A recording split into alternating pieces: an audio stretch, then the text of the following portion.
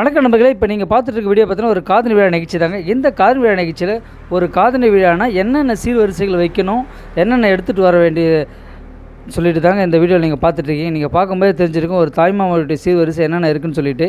அந்த குழந்தைகள் சாப்பிடக்கூடிய பலகாரங்கள், பழங்கள் மற்றும் பார்த்திங்கன்னா அவங்க போட்டுக்கூடிய ட்ரெஸ்ஸுங்க மற்றும் அவங்களுக்கு மாலை பார்த்திங்கன்னா இவங்க வந்து பணத்தாலேயே மாலையாக போட்டுட்ருக்காங்க. அவங்களுக்கு தேவையான நகைகள் அனைத்தும் பார்த்திங்கன்னா ஒரு தாய் வீட்டு சீராக வந்து இந்த நிகழ்ச்சியில் செய்யப்படுதுங்க. பெரும்பாலும் பார்த்திங்கன்னா இது தமிழுடைய பண்பாடாக செய்யப்படுதுங்க.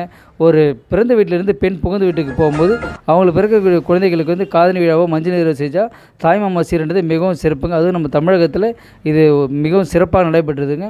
மேலும் பார்த்திங்கன்னா இதுமாரி ஒரு தகவல்கள் நம்ம தெரிஞ்சுக்க நம்ம வீடியோவை சப்ஸ்கிரைப் பண்ணுவோங்க. இந்த வீடியோவில் வந்து உங்களுக்கு பயனுள்ளதாக இருந்திருக்கும். ஒரு காதணி விழா நிகழ்ச்சி எப்படி இருக்குது, மக்கள் எவ்வளோ சந்தோஷமாக வந்துட்டு இருக்காங்கன்னு பார்க்கும்போது உங்களுக்கு தெரிஞ்சிருக்கும். மீண்டும் அடுத்த வீடியோவில் சந்திப்போம்.